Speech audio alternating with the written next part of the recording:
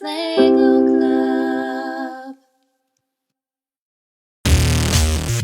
Today's EFL Lego challenge is make a Lego volcano. All you need is your Legos, some lava, baking soda and vinegar, red food coloring, which is optional, and a burst of imagination. Let the ideas flow.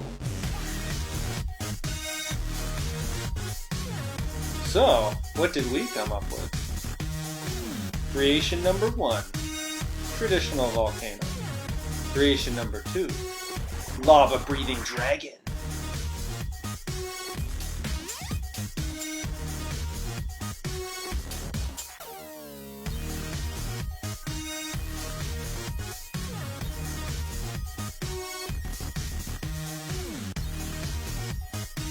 A+ for creativity.